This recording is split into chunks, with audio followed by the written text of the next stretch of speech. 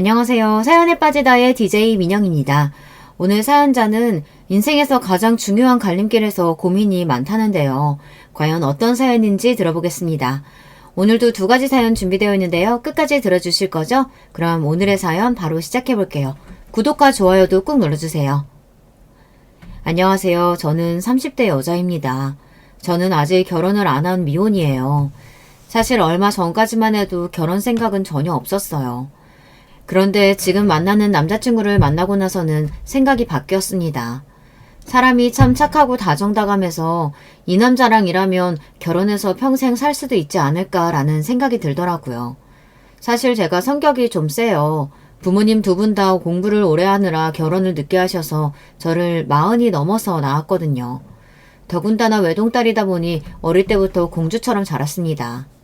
태어나 지금까지 살면서 제 마음대로 안 되는 거 없이 살았어요. 그러다 보니 고집이 센 편이에요. 항상 하고 싶은 것도 많고 제가 하고 싶은 걸 누가 못하게 하면 그렇게 오기가 생깁니다. 그런 성격이다 보니 지금까지 순탄하게만 살지 않았어요. 부모님이야 자식이니 평생 저를 받아주시지만 다른 사람들은 그렇지 않으니까요. 제 성격이 남들보다 고집이 세고 배려심이 부족하다는 걸 저는 중고등학교에 가서야 알았어요. 학기 초에 친하게 지내던 애들이 2학기만 되면 꼭 멀어지게 되더라고요. 말을 걸어도 대충 대답하고 같이 떡볶이를 먹으러 가자고 해도 저만 빼고 자기들끼리 갔어요. 그런 일이 반복되다 보니 나중에는 제가 먼저 나한테 왜 그러냐고 왜 자꾸 거리를 두냐고 물어봤어요. 그러자 친구마다 하는 말이 비슷하더라고요. 유정이 너는 항상 네 마음대로만 하려고 하잖아. 네 뜻대로 안 해주면 무조건 안 하겠다고 그러고. 맞아. 더군다나 우리가 아무리 아니라고 이야기해도 네 생각이 맞는다고 생각하면 다른 사람들의 의견 다 무시하고 고집 피우잖아. 그거 진짜 힘들어. 그때까지 저는 제가 그런 애인 줄도 몰랐어요. 단지 다른 사람들보다 내 생각을 솔직하게 표현하는 사람이라고 여겼습니다. 야, 너네 웃긴다. 그렇게 기분 나빴으면 그때그때 이야기하면 되지. 유치하게 왜 사람을 따돌리고 연락까지 씹어? 너희가 하는 짓은 뭐 착한 짓이냐? 저는 친구들이 좋았어요. 부모님이야 항상 제 편이었지만 형제가 없다 보니 항상 심심하고 외로웠습니다. 그래서 친구들과 있으면 너무 즐겁고 행복했어요. 그런데 문제가 생길 때마다 제가 순순히 미안하다고 하지 않으니 어느새 주변에 친구가 하나도 없더라고요. 저도 알아요. 제 성격이 별로라는 걸요. 점점 더 사람들과 친하게 지내는 게 쉽지 않다 보니 저 나름대로 고쳐보려고 노력도 많이 했습니다. 그런데 아무리 노력을 하려고 해도 안 되는 게 있었어요. 제가 하기 싫은 건 죽어도 못 하겠더라고요. 그 성격 때문에 태어나 처음으로 부모님과 마찰이 있었습니다. 수능을 치르고 얼마 안 됐을 때 일이에요. 부모님은 당연히 제가 법대를 갈 줄 알고 계셨어요. 그런데 제가 뜬금없이 간호대에 가겠다고 우겼습니다. 어릴 때부터 검사하겠다고 노래를 부르길래 당연히 법대 가겠다고 할 줄 알았더니만 네 성적에 굳이 간호대를 왜 가? 그래, 병원에서 일하고 싶은 거면 차라리 재수해서 내년에 의대 가는 거 어때? 제가 어릴 때 무슨 드라마를 보고는 드라마 속에 나오는 검사가 멋있다고 나중에 커서 검사가 되겠다고 하기는 했어요. 성적도 항상 나쁘지 않은 편이었기에 부모님은 당연히 법대에 가서 로스쿨에 진학할 줄 아셨죠. 그런데 최근에 생각이 변했습니다. 무슨 일이 있어도 간호대에 가서 훌륭한 수간호사가 되고 말 거라고요. 나 엄마 아빠가 뭐라고 하든 간호대 갈 거야. 그러니까 재순이 뭐니 그런 소리 하지 마세요. 아니 도대체 이게 무슨 일이야?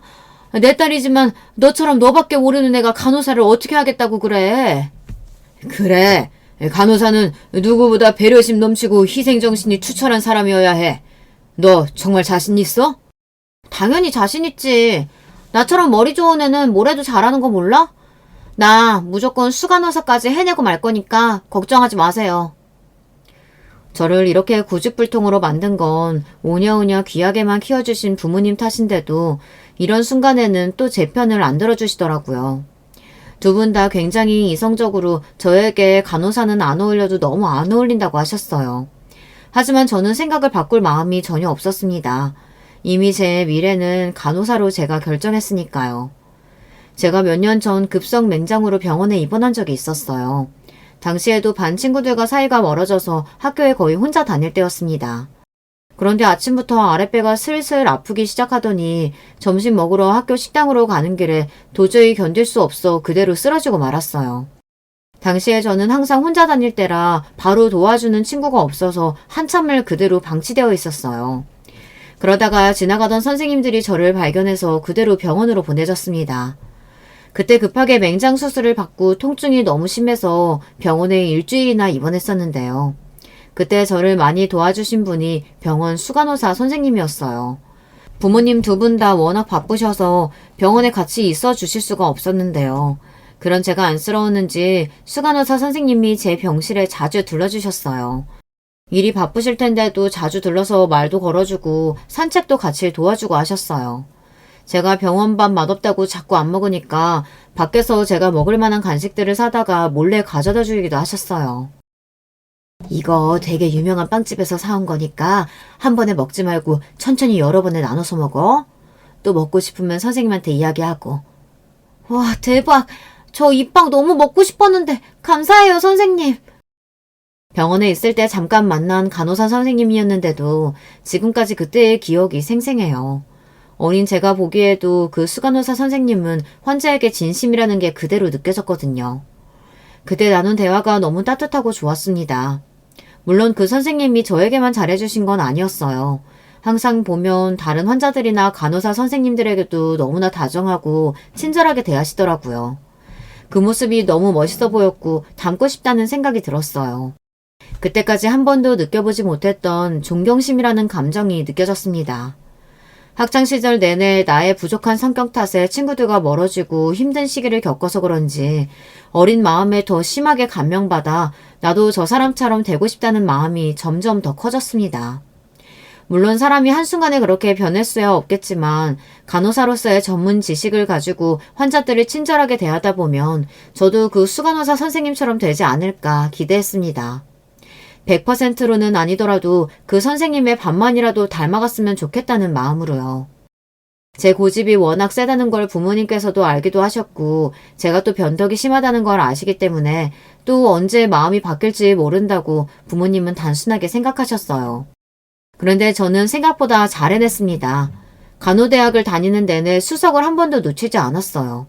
덕분에 졸업을 앞두고 우리나라에서 제일 알아주는 명문 대학병원에 단번에 합격했습니다. 저는 그렇게 꿈꾸던 진짜 간호사가 됐어요. 본격적으로 간호사로서 일을 시작하고 나니 학창시절 만났던 그 수간호사 선생님이 더 대단하다고 느껴졌습니다. 이렇게 일이 많고 힘든데 어떻게 그렇게 차분하고 다정한 성품으로 환자들을 대할 수 있는지 신기하기만 했어요. 저는 일은 참 잘하는 간호사가 되었지만 친절한 간호사는 되지 못했어요. 항상 제 가슴속에 품어둔 수간호사 선생님 같은 훌륭한 간호사가 되고 싶었지만 세상이 저를 그냥 그대로 두지 않았습니다. 병원엔 참 별의별 일이 많아요. 간호사에게 욕을 하는 환자도 있고 간호사를 본인 시녀로 아는 환자들도 수두룩합니다. 그러다 보니 자연스레 저는 더 독해지고 말이 없어졌어요. 간호사 생활 5년차가 넘었을 때 일이에요. 대학병원은 워낙 환자도 많고 긴급한 상황이 많다 보니 일의 규칙이라는 게 별로 없습니다. 내일, 니일 가리지 않고 급하면 누구라도 해야 하죠. 그러다 보니 연차가 쌓일수록 전공의들이 해야 하는 일까지 해야 할 때가 많아요. 의사나 전공의들은 본인들이 시간이 나야 병실에 올 수 있지만 간호사들은 항상 병실 앞에 있으니 환자들의 요구를 거절할 수가 없죠. 도대체 언제까지 기다리라는 거야? 어깨에 달린 주사 하나만 빼면 되는데 아무나 와서 해주면 되지. 언제까지 기다리래? 나 바빠. 빨리 빼. 환자분, 안에 피가 보이거나 염증이 생길 수도 있는 거라 전공의 선생님이 와서 해주셔야 돼요. 금방 오실 거니까 조금만 기다리세요. 기다리라고 한 지가 언제야? 일주일 입원하느라 좀이 쑤셔 죽겠어. 빨리 오라고 해. 그날도 환자분이 빨리 퇴원해야 한다고 바닥에 물건까지 던지며 하도 화를 내셔서 전공의가 와서 해야 하는 일을 제가 대신했어요. 간단한 일이지만 제 업무도 바쁜 와중에 왔다 갔다 신경을 써야 하니 슬슬 화가 올라와 있었어요. 이런 일이 하루 이틀도 아니니 저는 애써 참고 환자분의 요구대로 해드렸습니다. 제 경험상 전공의가 또 까먹고 안 오는구나 싶었거든요. 그런데 잠시 뒤 처음 보는 전공의가 간호사실로 급하게 달려오더니 자기 일인데 제가 대신하게 했다면서 미안하다고 하더라고요. 그 환자분이 물건까지 던지고 화내셨다면서요. 제가 빨리 오려고 했는데 교수님 호출이 와서 너무 죄송해요. 괜찮으세요? 괜찮아요. 선생님도 바쁘셔서 그런 건데 누구라도 할 수 있는 사람이 먼저 하면 되는 거죠 뭐. 전공의 선생님이 고개까지 연신 숙이면서 주머니에 있던 따뜻한 커피를 건네는데 그 모습이 제 눈에는 귀엽게 보였습니다. 이런 기분은 오랜만이었어요. 사실 병원 생활을 오래 하면 할수록 병원에서 만나는 사람들이 다 싫어지거든요. 의사든 간호사든 환자든 전부 다 싫어요. 아무래도 다들 아파서 온 사람들이고 조금만 실수를 해도 큰 사고로 이어질 수 있는 장소다 보니 다들 예민하고 까칠해요. 하루 종일 같이 일을 해도 웃으면서 인사하는 사람들도 거의 없고요. 그런데 아주 오랜만에 해맑고 다정한 사람을 보니 저도 모르게 힐링이 되더군요. 제가 다른 건 몰라도 사람 보는 눈은 있어요. 그 전공의를 제가 그 이후 1년 넘게 지켜봤는데 사람이 참 선하고 친절하더라고요. 그때 보았던 수간호사 선생님처럼 말이죠. 한번 관심을 주고 나니 그때부터 마음이 점점 커졌어요. 어느새 제가 그 전공의 선생님을 좋아하고 있더라고요. 저는 좋아하는 사람이 생기면 마음을 숨기지를 못합니다. 성격이 급해서 바로 다가가서 고백을 해야 직성이 풀려요. 물론 그것도 어릴 때 이야기고 저도 더는 어린 아이가 아니니 천천히 다가갔습니다. 더군다나 같은 병원 직원이니까요. 그런데 이 남자가 눈치가 참 없더라고요. 착하고 사람은 좋은데 제가 몇 번이나 같이 밥을 먹으며 추파를 던졌는데도 걸려들지를 않더라고요. 더군다나 워낙 다정다감한 성격이다 보니 잘해주기는 되게 잘해주더라고요. 사람이 포기 못하게 말이죠. 그러던 중 제가 병원에서 같이 일하던 간호사랑 문제가 좀 있었어요. 저보다 1년 선배 간호사였는데 일을 너무 못해요. 중요한 일을 까먹는 건 기본이었고 문제가 생겼을 때 다른 간호사들한테 미루는 게 습관인 사람이었죠. 저야 워낙 일을 잘하다 보니 그 선배한테 꼬투리를 잡힐 일이 없었는데 자꾸 본인이 실수할 때마다 다른 간호사들 핑계를 대며 팀 분위기를 망쳤어요. 안 그래도 일이 힘든데 같이 일하는 간호사끼리 사이가 불편하면 더 힘들어요. 위에서 힘들게 하니 어린 간호사들은 자꾸 그만두기도 했고요. 저희 팀에 자꾸 어린 간호사들이 그만두니 수간호사님께서 간호사들이 그만두는 이유에 대해 여러 번 물어보셨어요. 한두 번은 모르겠다고 둘러댔는데 같은 일이 반복되니 저도 짜증이 나서 더는 못 참겠더라고요. 결국은 수간호사님한테 사실대로 이야기했습니다. 1년 선배인 간호사가 힘들게 하는 게 있다고요. 그 이후 선배 간호사가 갑자기 다른 팀으로 가게 됐어요. 저는 잘 됐다 싶었는데 제가 수간호사님께 이야기하는 걸 선배가 알게 돼서 저에게 다짜고짜 따지더라고요. 너 평소에도 할 말 못할 말 구분 못해서 짜증나게 하더니만 네가 결국은 사고를 치는구나. 애들 그만두는 게 왜 나 때문이야. 네가 매일 애들한테 까다롭고 예민하게 구니까 애들이 힘들어서 나간 거 아니야. 선배 간호사는 또 저에게 책임을 전가하기 시작했어요. 저는 기가 막혀서 웃음도 안 나오더라고요. 저는 어이가 없어 한마디 하려고 자리에서 일어났습니다. 그런데 그때였어요. 생각지도 못한 사람이 나타나 제 편을 들었습니다. 제가 웬만하면 안 끼어들려고 했는데요. 박 선생님이 너무 모르시는 것 같아서 제가 한 말씀 드릴게요. 유정 선생님이야 다른 간호사분들 가르치느라 까다롭고 예민하게 군 거죠. 그만큼 중요한 일이니까요. 근데 박 선생님은 가르쳐주는 것도 없으면서 매일 본인 할 일 다른 간호사한테 넘겨서 부려먹고 본인 잘못한 것까지 다 덤탱이 씌우셨잖아요. 저도 옆에서 보면서 다른 간호사분들이 안쓰럽다고 생각했어요. 그 순간 간호사실에는 고요한 정적이 흘렀습니다. 평소 다정하고 친절하기로 유명한 남자 전공의가 저를 위해서 나서서 제 편을 들어주니 다들 놀랄만 했죠. 심지어 제 이름까지 붙여서 유정 선생님이라고 부르는데 저도 많이 놀랐어요. 평소 제가 그렇게 관심 있다는 티를 내도 영 반응이 없더니만 중요한 순간에 왕자님처럼 나타나 도와주니 저는 그 전공의 선생님이 더 좋아졌습니다. 이제 더는 물러설 곳이 없었어요. 저는 얼마 뒤 전공의 선생님에게 고백하고 사귀기 시작했습니다. 고백할 때까지만 해도 분명 차일 거라고 판단하고 한 고백이었는데 이 남자가 덥석 받아주더라고요. 심지어 본인도 오랫동안 저를 좋아했답니다. 제가 워낙 숫기가 없어서 표현을 못하는데 유정 선생님이 먼저 고백해 주시니까 너무 좋아요. 이 선생님은 정말 멋있는 것 같아요. 살다 남자한테 멋있다는 소리는 처음 들어봤습니다.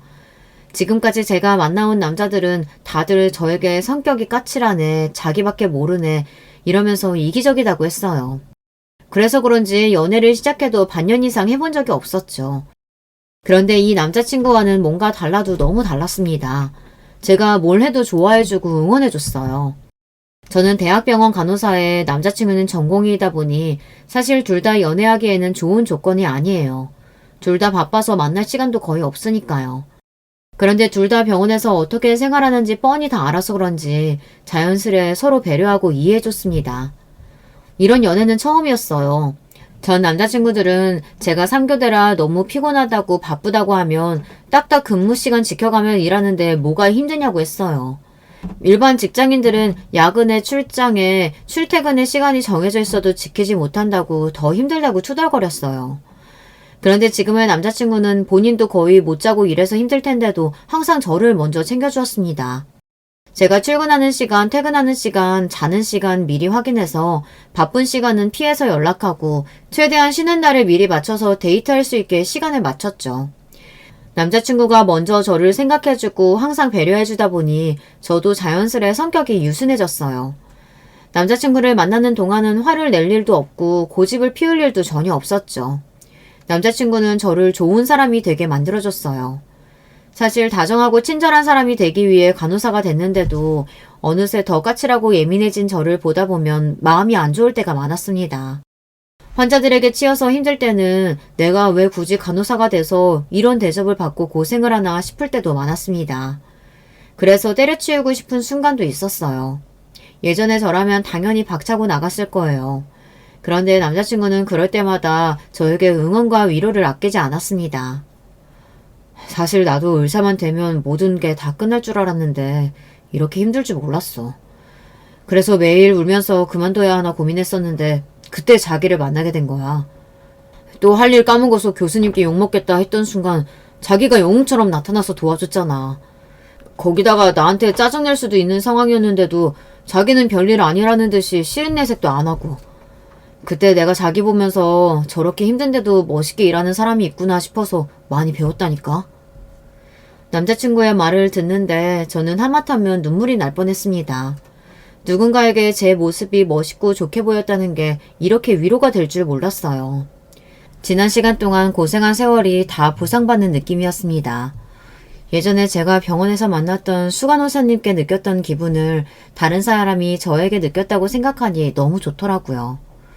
남자친구 덕분에 저는 기운을 차렸어요. 그리고 어느새 제가 누구보다 제가 하는 일에 대해 좋아하고 있다는 사실을 깨달았습니다. 제가 친절하고 다정한 간호사는 아니었지만 정확하고 꼼꼼한 간호사라는 건 장담해요. 그리고 간호사를 힘들게 하는 환자도 많지만 좋은 분들도 많이 만나기도 하고요. 간호사복을 입고 하루 종일 온몸의 긴장감을 꽉 조이고 일하는 것도 좋고 환자들이 많이 좋아져서 퇴원할 때마다 저에게 고맙다고 하는 말도 말로 설명할 수 없을 정도로 희열감이 들었습니다. 저는 남자친구를 만나는 동안 점점 더 좋은 방향으로 성장할 수 있었어요. 그리고 성격도 전보다 많이 온순해지는 것 같았어요. 남자친구는 참 변함이 없는 사람이었어요. 정경이 때야 사람이 착하고 순할 수 있습니다. 그런데 제가 병원에서 지켜본 바에 의하면 전문의가 되면 다들 달라졌어요. 그전까지는 모르는 게 많아서 어리바리했던 의사들도 전문의가 되고 나면 간호사들을 은근 무시하고 아는 척하는 게 있거든요. 그런데 남자친구는 그렇지 않았습니다. 병원에서도 친절하고 좋은 의사로 유명했어요. 그러다 보니 저는 남자친구를 볼 때마다 제가 어디 가서 이런 남자를 또 만날 수 있을까 매일 생각했습니다. 저는 자연스레 결혼 생각이 들었어요. 비혼이나 다름없었던 저였는데 이런 남자친구와의 결혼이라면 행복하게 살 수 있을 것 같았죠. 그런데 세상에 쉬운 일이란 없었습니다. 남자친구와의 결혼에 걸리는 게 딱 한 가지 있었어요. 바로 시어머니였습니다. 연애를 처음 시작했을 때부터 마음에 좀 걸리는 게 있었어요. 남자친구처럼 다정한 사람이 어머니 이야기만 나오면 입을 꾹 다물더라고요. 처음엔 별일 아니겠거니 하고 그냥 넘어갔는데 만나면 만날수록 남자친구와 어머니 사이에 문제가 있는 것 같더라고요. 한 번은 이런 적이 있었어요. 남자친구와 제가 오랜만에 쉬는 날이 겹쳐서 여행을 갔어요. 1박 2일로 간 건 처음이라 둘 다 신나 있었습니다. 그런데 숙소에 도착할 때쯤 남자친구에게 전화가 걸려왔어요. 핸드폰 화면을 보니 남자친구의 어머니였습니다. 그런데 남자친구가 전화를 안 받더라고요. 저는 신경이 쓰여서 왜 전화를 안 받느냐고 물었습니다. 그러자 남자친구가 하는 말이 놀라웠어요. 어머니는 나 여행 온 거 모르시거든. 그냥 일하는 줄 알아. 우리 집에서는 있을 수 없는 일이라 신기했습니다. 저희 부모님은 제가 친구랑 밥만 먹고 들어와도 누구랑 먹었냐, 뭘 먹었냐 꼬치꼬치 물으시는데 남자친구 어머님은 같이 사는 아들이 여행 간 것도 모른다는 게 신기했죠. 이런 이야기하기 창피한데 내가 여자친구랑 여행 온 거 알면 우리 어머니 난리치실 거야. 의사대래가 연애는 무슨 연애냐고. 아무리 그래도 1박 2일 여행인데 미리 말씀드려야 하는 거 아닐까? 말해봐야 좋은 소리 못 들을 텐데 뭐하러 이야기하겠어. 우리 어머니는 내가 병원 쉬고 여행 갔다는 것보다 차라리 못 쉬고 밤새도록 일했다는 이야기를 더 좋아하실 거야. 남자친구의 이야기를 듣는 내내 저는 공감이 안 돼서 혼났어요. 30이 넘은 아들이 연애하는 게 도대체 뭐가 문제인가 싶기도 했고 매일 병원에서 일하느라 힘든 아들이 여행 좀 가는 게 어떤가 싶기도 했습니다. 저는 의아해서 남자친구에게 의사는 연애도 하면 안 되는 거냐고 물었습니다. 그러자 남자친구가 우물쭈물 하더니만 자신의 어머니에 관한 이야기를 하더군요. 남자친구 말이 어머니께서 굉장히 무섭고 엄하시대요. 나 학교 다니는 내내 새벽 2시에 자고 5시에 일어나서 공부했어. 안 그러면 어머니가 밥도 안 주고 주말에 몰래 친구들이랑 영화라도 보고 들어오면 핸드폰이 부서지기도 했었거든. 남자친구는 너무 담담하게 이야기하는데 사실 저는 놀랐습니다. 남자친구와 이야기를 하다 보니 남자친구가 그동안 어떻게 살았는지 조금 알겠더라고요. 남자친구는 의대에 가기 위해 하루 종일 공부하고 하루에 3시간밖에 자지 못했대요. 중고등학교 6년 내내 말이죠. 거기다가 주말에도 쉬지 못하고 친구도 만날 수가 없었답니다. 너무 답답해서 잠깐이라도 친구들이랑 놀고 오려고 하면 어머니께서 절대 안 된다고 하셨대요. 네가 다른 애들이랑 같아? 너는 특별해. 잘난 부모 덕에 좋은 머리 타고났으면 더 악착같이 열심히 할 생각을 해야지. 다른 평범한 애들처럼 놀 생각만 하면 되겠어? 평범하든 특별하든 사람이 좀 쉬어가면서 해야 공부도 잘 되죠. 매일 쳇바퀴처럼 똑같이 사는 거 이제 좀 지겨워요. 어머니 말이라면 1년 365일 매일 잘 됐다가 너무 힘들어서 한번 쉬고 싶다고 말을 해도 어머니는 들어주지 않으셨답니다. 사람 살리는 의사가 될 건데 그 정도도 못 참으면 안 된다고요. 당시에 남자친구가 귀에 딱지가 생기게 들은 말이 특별하다는 말이랍니다. 남자친구 부모님 2분 다 학벌이 좋으세요. 아버님은 명문대를 나와 여대에서 교수로 계시고 어머니는 약대를 나와 약사라고 하더라고요. 사실 우리 어머니는 약대가 아니라 의대를 가고 싶어 했는데 성적이 조금 부족해서 약대를 가셨거든. 그래서 그런지 내가 혹여나 의대에 떨어질까봐 나보다 더 전전긍긍하셨어. 어머니는 당신이 이루지 못한 꿈을 아들에게 이루게 하려고 학창시절 내내 지독하게 공부를 시키셨나 보더라고요. 그런 이야기를 들으니 저는 남자친구가 더 대단하게 느껴졌습니다. 쉽지 않은 환경에서 이렇게 바르고 훌륭하게 자랐다는 게 진심으로 대단했어요. 아마 저라면 진작에 버티지 못하고 집을 뛰쳐나왔을 거예요. 반면에 남자친구는 어머니의 바람대로 의대에 가고 지금까지 훌륭하게 전문의가 됐으니 여러모로 참 멋진 사람이었죠. 남자친구의 많은 면을 알게 될수록 저는 점점 더 남자친구가 좋아졌어요. 그때까지만 해도 남자친구의 어머니를 직접 상대해 본 건 아니다 보니 막연하게나마 엄하고 보수적인 분이시구나 이 정도로만 생각하고 있었습니다. 그런데 제가 잘못 생각한 거더군요. 남자친구의 어머님은 제가 생각한 것보다 훨씬 더 이상한 분이었어요. 제가 그렇게 생각하게 된 계기가 있습니다. 어느 날이었어요. 남자친구가 늦은 저녁에 갑자기 집 앞으로 찾아왔습니다. 그러더니 대뜸 주차장으로 내려와 달라고 하더라고요. 그러고는 한다는 말이 결혼하자고 했어요. 이런 말 갑작스럽겠지만 나랑 결혼해 줄래? 제가 좋아하는 후리지아 한 다발을 품에 가득 안고 온 남자친구는 떨리는 손으로 제게 꽃을 건넸습니다. 저는 당연히 좋다고 대답했어요. 남자친구를 만나는 동안 내내 기다리던 순간이니까요. 그때까지만 해도 저는 단순히 프로포즈를 받은 것 정도로만 생각했습니다. 그런데 이게 단순한 일이 아니더군요. 프로포즈를 받은 날 밤 차 안에서 남자친구와 이야기를 나누는데 남자친구가 저에게 굉장히 조심스럽게 말을 꺼내더라고요. 잔뜩 긴장한 얼굴로 말이죠. 이런 말하면 자기가 기분 나쁠 수도 있는데 부끄러워도 사실이니까 그냥 이야기할게. 얼마 전에 어머니께서 당장 선 봐서 결혼하라고 손자리를 구해오신 거야. 남자친구는 혹여나 제 기분이 상할까 눈치를 보며 이야기했어요. 이야기는 이랬습니다. 남자친구 어머니께서 너무 좋은 신부감이 있다며 당장 선을 보고 결혼하라고 하신대요. 아무리 조건이 좋아도 당사자들이 좋아야 만나서 결혼도 하는 거지. 자기 여자친구 있다고 아직도 말 안 했어? 저는 기분이 나쁘지 않았습니다.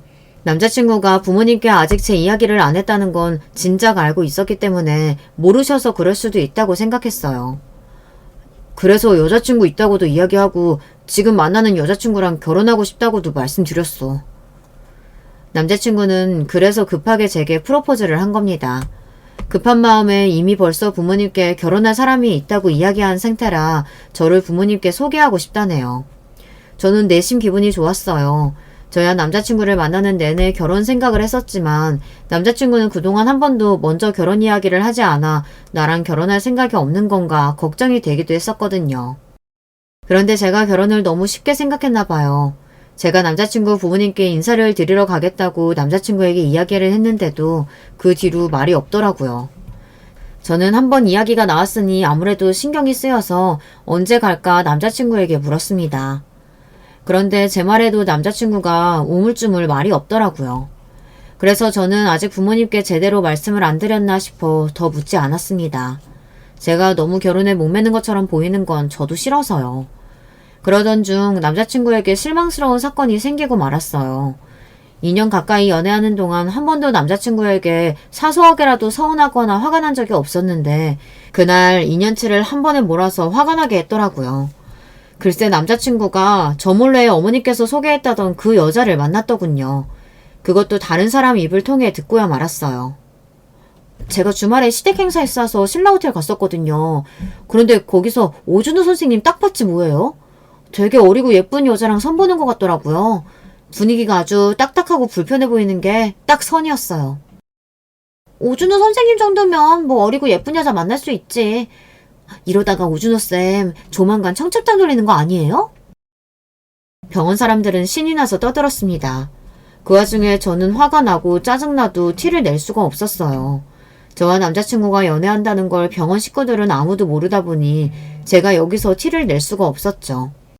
물론 사내 비밀 연애다 보니 평소에도 일하다 보면 종종 서로의 이야기를 듣고는 해요. 오 선생이 또 뭐를 실수했다더라. 오 선생이 교수님께 혼나고 있다더라 등등 평소 많이 듣습니다. 그런데 이건 상황이 전혀 달랐어요. 일상적인 소리만 듣다가 주말에 다른 여자와 선을 봤다는 소리를 들으니 몸 전체가 뜨거워지며 피가 거꾸로 솟더군요. 저는 점심을 먹자마자 비상구에 숨어 남자친구에게 전화했습니다. 남자친구는 제 속도 모르고 바쁜지 전화를 받자마자 들릴 듯 말 듯 소리로 전화를 받더군요. 자기야, 내가 지금 조금 바쁜데 금방 다시 전화할게. 아무것도 모른다는 듯 해맑은 남자친구의 목소리에 저는 화가 치밀어 올랐어요.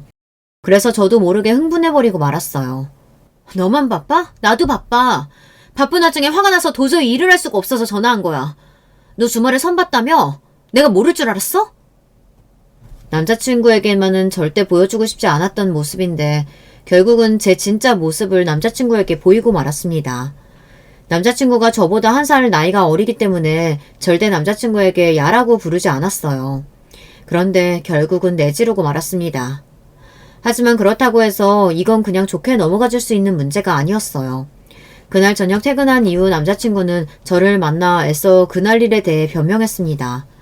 남자친구는 어쩔 수 없었답니다. 선자리에 나가지 않으면 안 될 이유가 있었대요. 이유? 아무리 대단한 이유가 있어도 그렇지 어떻게 나를 두고 딴 여자랑 선을 보러 나갈 수가 있어? 저는 태어나서 그런 모욕감을 느껴본 건 처음이었어요. 안 그래도 제가 남자친구보다 나이가 많다는 게 신경 쓰이는데 젊은 여자와 선을 봤다고 하니 기분이 더 나쁘더라고요. 나도 정말 어쩔 수 없었어. 내가 선자리 안 나가면 어머니가 절대 자기 안 만나준다고 해서. 그래서 그런 거야. 내 입장에서는 방법이 그거밖에 없었어. 나도 그 자리에 나가는 거 진짜 고역이었다니까. 남자친구의 말에 저는 순간 충격을 받아 말문이 턱하고 막히고 말았습니다. 남자친구의 어머니께서 저를 안 만나겠다고 하셨다네요. 내가 말했었잖아. 우리 어머니 말 통하는 사람 아니라고. 자세하게 이야기해봐야 자기만 너무 실망하고 힘들 것 같아서 내가 상황을 미리 이야기할 수가 없었어. 남자친구 어머니는 여자친구가 있다는 말에도 계속해서 선을 보라고 압박을 하셨대요. 남자친구는 아무래도 안 되겠다 싶어 어머니와 계속 싸우다가 조만간 저를 데리고 인사시키겠다고 했답니다. 그랬는데도 남자친구 어머니께서는 절대 저를 만나지 않겠다고 하셨답니다. 남자친구가 끝까지 이유를 이야기 안 하려고 하는 거 제가 꼬치꼬치 캐물어서 결국은 듣고야 말았어요. 그런데 그냥 듣지 말 걸 그랬습니다.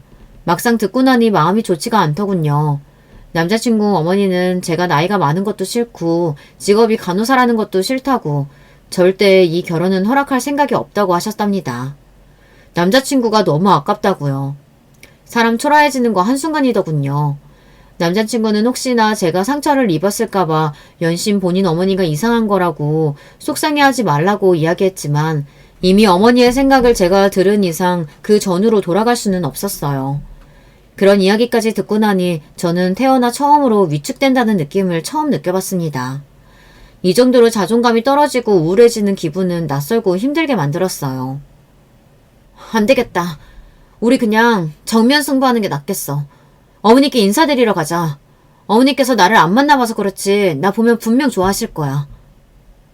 저는 이대로 가만히 있는 건 제 스타일이 아니다 싶었어요. 매도 빨리 맞는 게 낫다고 어차피 부딪힐 일 제 발로 가는 게 낫겠다 싶었습니다. 저는 태어나 그렇게 긴장한 건 처음이었어요. 예전에 대학 면접을 볼 때도 병원 면접을 볼 때도 이렇게 긴장한 적이 없었는데 시어머니를 처음 만난다는 생각에 손까지 덜덜 떨릴 정도로 긴장이 되더라고요. 제가 너무 긴장해서 한마디도 못하는 사이 어느새 남자친구의 차가 청담동 명품 거리를 지나 한눈에 보이는 고급스러운 아파트 단지로 들어서더라고요. 남자친구네 집은 생각한 것보다 훨씬 더 좋았습니다. 평생 강북에서만 살아온 저에겐 신세계였어요. 그런데 저를 처음 보신 남자친구 어머니의 반응이 청담동 아파트보다도 더 놀라웠어요.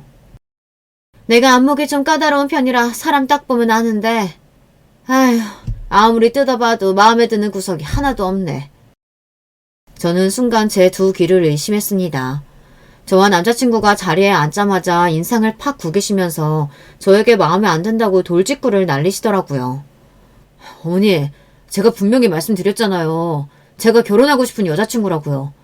그런 친구에게 어떻게 보시자마자 그렇게 무례한 말씀을 하실 수가 있어요? 남자친구가 저와 이 집에 오기 훨씬 전부터 저에게 당부하긴 했습니다. 처음 남자친구가 결혼하고 싶은 여자친구가 있다고 어머니께 이야기했을 때부터 어머니는 이미 저를 미워하셨기 때문에 남자친구도 어머니께서 저를 만나게 되면 무례하게 구실 수 있다고 미리 말은 했었어요. 그런데 이 정도일 줄은 몰랐습니다. 지금까지 살면서 환자들에게 별의별 말을 다 들어서 이 정도쯤이야 괜찮을 줄 알았는데 막상 좋아하는 남자친구 어머니에게 이런 소리를 들으니 저도 귀가 빨개질 정도로 화가 나더군요. 하지만 저에 대해 모르면서 하시는 이야기이니 애써 한 귀로 듣고 한 귀로 흘려야겠다 싶었습니다. 제가 결혼하고 싶은 남자의 어머니니까요. 어머니께서 저에 대해 아직 잘 모르셔서 그러시는데요. 저랑 준우씨 서로 많이 좋아해요. 결혼해서 살면 예쁜 아이들 낳고 잘 살 자신 있어요. 그러니까 조금만 더 지켜봐달라. 예쁘게 연애하는 모습 어머님도 보시다 보면 자연스레 저를 좋아하게 되실 거라 이런 이야기를 하려던 참이었습니다. 그런데 남자친구의 어머님은 그새를 참지 못하고 제 말을 자르시더군요. 그러더니 한층 격앙된 목소리로 저에게 화를 냈어요. 그러더니 하시는 행동이 기가 막혔습니다. 생긴 건 안 그렇게 생겨서는 네가 아주 여우가 따로 없구나. 아주 오늘 우리 집에 작정하고 왔네 아써. 어디 간호사 주제 감히 우리 의사 아들을 넘봐? 너 넘치도 없니? 순식간에 자리에서 벌떡 일어난 어머님께서 갑자기 제 머리끄댕이를 잡고 마구 흔들었어요. 저는 태어나 난생 처음 겪는 상황에 너무 당황해서 어머니의 손에 끌려다녔습니다. 내가 웬만하면 전작해 이야기하고 보내주려고 했는데 이게 아주 보통이 아니네. 나는 죽었다 깨어나도 너 같은 며느리 볼 생각 없으니까 이 딱지고 저리 꺼져! 내 아들 옆에서 떨어지라고! 너무도 순식간에 일어난 일이라 저도 너무 당황했어요. 역시나 놀란 남자친구가 어머니의 허리를 잡아 밀어내지 않았더라면 저는 그대로 머리털이 다 뽑히고 말았을 거예요. 그 순간 너무 억울하고 어이가 없어서 저도 눈이 번쩍 뜨이더군요. 저는 순간 날카로워진 눈매로 어머니를 쏘아봤어요. 이런 아줌마가 어떻게 남자친구처럼 좋은 사람의 어머니일 수 있는지 이해가 안 돼서요. 저는 화가 나도 너무 나서 숨까지 벅차올라 씩씩거렸습니다. 그리고 순간 결혼이고 뭐고 이 아줌마의 콧대를 꺾어버리자 싶더군요. 나에 대해서 잘 알지도 못하면서 이렇게 선 넘으시면 앞으로 어쩌시려고 이래요? 제 말에 남자친구 어머님의 얼굴도 뜨겁게 타오르더군요. 뭐야? 이 버리장머리 없는 년이? 어디서 가면 큰 소리야? 내가 너 같은 년 때문에 책임을 지긴 뭘 져? 이때다 싶어 저는 허리를 곧게 펴고 남자친구 어머님을 똑바로 마주하고 섰습니다. 그리고 지금까지 꾹 참고 있었던 말을 뱉어버렸어요. 제가 어머님 부담스러우실까봐 이런 말까지는 안 하려고 했는데 말씀드려야겠네요. 제가 간호사이긴 한데 우리 병원 병원장이 바로 우리 아버지예요. 이제 좀 아시겠어요? 남자친구에게조차 말하지 않았던 사실을 끝내 제가 이야기하고 말았습니다. 네, 맞아요. 사실 저희 아버지께서 의사셨습니다. 심지어 제가 다니고 있는 대학 병원 병원장이세요. 병원장 딸이 같은 병원 간호사라고 하면 병원 직원들이 다들 불편해할 게 뻔하니 저와 아버지는 둘 다 비밀로 하고 병원에 다녔어요. 더군다나 남자친구도 같은 병원의 의사이다 보니 혹시나 불편해할까 싶어 이야기하지 않았습니다. 지금까지 병원에 다니면서 별의별 일이 다 있었지만 그럴 때마다 병원장 딸이라는 사실만은 이야기하지 않으려고 혼자 힘으로 악착같이 버텼습니다. 아버지 백으로 편하게 일한다는 이야기만은 절대 듣고 싶지 않아서요. 그런데 저도 엄한 사람한테 머리끄댕이를 한번 잡히고 보니 눈에 뵈는 게 없더군요. 이런 몰상식한 아줌마에게는 말을 해야 할 것 같았어요. 자기야, 그게 무슨 말이야? 병원장님이 자기 아버님이라고? 자기한테까지 이야기 못해서 미안해. 아버지가 은퇴하실 때까지는 비밀로 하자고 하셔서 나도 어쩔 수 없었어. 근데 사실이야. 남자친구에게는 아버지께서 내년이면 임기가 끝나실 예정이라 그때가 돼서 이야기할 생각이었어요. 그런데 제가 먼저 이 이야기를 하게 될 줄은 꿈에도 몰랐습니다. 그 정도로 너무 화가 났어요. 반면 남자친구는 지금 현 상황이 혼란스러운지 털썩 소파에 주저앉았습니다. 그런데 어이가 없는 상황은 여기서 끝이 아니었어요. 더 어이가 없었던 건 저희 아버지가 병원장이라는 이야기를 한 직후 남자친구 어머니의 태도가 180도 달라졌다는 겁니다. 몇 번이나 저에게 그 말이 사실이냐고 확인하시더니만 순식간에 표정이 달라졌어요. 바로 조금 전 움켜쥐셨던 제 머리를 급하게 쓰다듬으면서 자신도 모르게 너무 흥분해버렸다고 하시더라고요. 어머마, 얘 좀 봐. 그런 중요한 이야기를 왜 안 하고 숨기고 있었어. 너 보기보다 애가 참 겸손하고 괜찮구나. 내가 오해했다. 얘, 우리 별거 아닌 일로 괜히 서로 감정 상하지 말고 앉아서 차근차근 다시 이야기해보자. 제 손까지 지그시 잡으면서 자리에 앉으라고 등을 토닥여주는데 순간 저도 모르게 등에 소름이 돋더라고요. 그 모습에 미간을 찌푸리는 건 남자친구도 마찬가지였습니다. 그러고는 남자친구가 버럭 소리를 질렀어요. 어머니, 창피하게 지금 뭐 하시는 거예요? 조금 전까지 유정이 간호사라고 무시하고 머리까지 잡으시더니만 아버님이 병원장이라는 소리 듣자마자 태도가 바뀌시는 거예요? 어머 아들, 내가 언제 네 여자친구를 무시했다고 그래? 간호사 너무 좋지. 의사 남편이랑 간호사 아내 나중에 개업하면 같이 일도 하고 얼마나 좋아? 그치 유정아? 아참, 아버님은? 은퇴하시면 어떻게 하실 생각이시니? 따로 병원 개업하실 생각은 없고? 이런 말 제 입으로 하고 싶지 않지만 정말 살다 이런 분은 처음 봤습니다. 병원에서 일하면서 별의별 사람들을 다 만나봤다고 생각했는데 제가 만나본 사람들은 양호한 거였어요. 명색이 명문대 약대를 나와 약국까지 운영하신다는 분이 어쩜 저렇게 뻔뻔할 수가 있는지 모르겠습니다. 조금 전 저에게 하신 행동은 까마득하게 잊으신 건지 아무렇지 않은 얼굴로 저희 아버지의 안부까지 물으시고 병원장 자리에서 은퇴하시면 어떻게 하실지까지 물으시더라고요. 저는 진심으로 너무 당황해서 말문이 막히고 말았습니다. 내가 첫 만남에 왜 이런 질문까지 하냐면 사실 내가 지금 운영하는 약국 건물이 원래는 전체가 다 병원 건물이거든. 근데 이번에 건물주가 병원을 팔아버린다고 해서 나도 나가야 하나 고민하고 있던 상황이야. 너희 결혼하면 사돈께서 우리 건물을 좀 사면 어떨까 싶은데. 그 건물에 우리 아들 병원도 좀 개업하고. 기가 찬다는 말이 바로 이런 경우를 두고 하는 말인가 봅니다. 저는 정말 조금 전 제 머리끄댕이를 잡았던 그 사람이 이 사람이 맞나 의문이 들 정도였어요. 바로 몇 분 전까지만 해도 저에게 적대감이란 적대감을 다 표현했던 사람이 어떻게 이렇게 한순간에 돌변해서 우리의 미래까지 마음대로 정할 수 있는 건지 믿을 수가 없었습니다. 어머, 이름이 유정이라고 했나? 너 지금 자세히 보니까 얼굴에서 빛이 난다, 얘. 아유, 역시 있는 집 애들은 이것저것 치장 안 해도 기티가 잘잘 흐르는구나? 태어나서 이런 사람은 처음 봤습니다. 제게 가까이 다가와 제 얼굴까지 어루만지더니 저더러 있는 집 자식에게 티가 난다네요. 그 표정이 얼마나 괴상하고 웃긴지 저도 모르게 웃음이 튀어나왔어요. 너무 어이가 없어서 배가 다 아프더라고요. 그때였어요. 저는 정신이 혼미할 정도로 혼란스러워 아무 말도 못하고 있는데 남자친구가 갑자기 자리에서 벌떡 일어났습니다. 그러더니 평소와는 전혀 다른 모습으로 어머니에게 소리를 지르며 화를 냈어요. 저 지금까지 어머니 아들로 살면서 많이 힘들어도 꾹 참으며 버텼어요. 제가 의대에 가고 의사가 되면 어머니도 변하실 거라고 기대하면서요. 그래서 오늘도 웬만하면 그냥 넘어가려고 했는데요. 도저히 안 되겠네요. 얘가 왜 또 이래? 아까 내가 실수 좀 한 거 가지고 그러는 거야? 진우야, 엄마도 늙었어. 늙으면 그럴 수 있지. 뭘 그런 거 가지고 젊은 애가 예민하게 굴어. 시어머니는 마치 아무 일도 없었다는 듯 천연덕스럽게 웃었습니다. 어머니는 도무지 부끄러움이라는 걸 모르세요? 이 상황에서 어떻게 유정이 아버지 이야기까지 꺼내면서 뭐 건물을 사내 마내 그런 얘기를 하실 수가 있어요. 저는 도저히 어머니 아들로서 이 자리에 있을 수가 없네요. 저 당분간 나가서 지낼 테니까 연락하지 마세요. 남자친구의 어머니는 그럴 수도 있지 뭘 그러냐고 끝까지 당신의 잘못을 모르셨어요.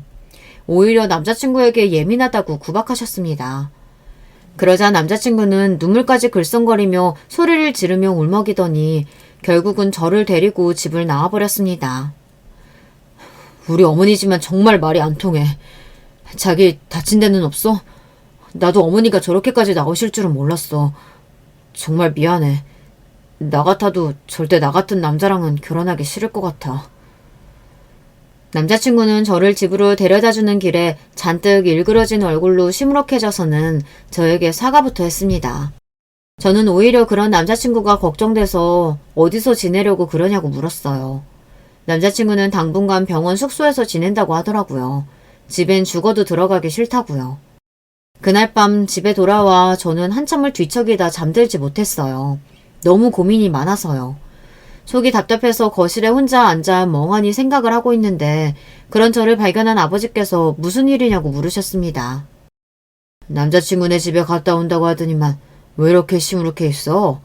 그 집에서 무슨 일이 있었어? 아버지의 자상한 음성에 저도 모르게 눈물이 쏟아지고 말았습니다. 갑자기 제가 울어버리니 아버지도 당황하셔서 급하게 제 곁으로 다가와 앉으셨어요. 저는 속이 너무 답답한 나머지 그날 있었던 일을 아버지에게 모두 다 이야기하고 말았습니다. 제 이야기에 아버지는 한숨을 크게 쉬셨어요. 오준호 선생 어머니가 네 머리끄댕이를 잡았다고?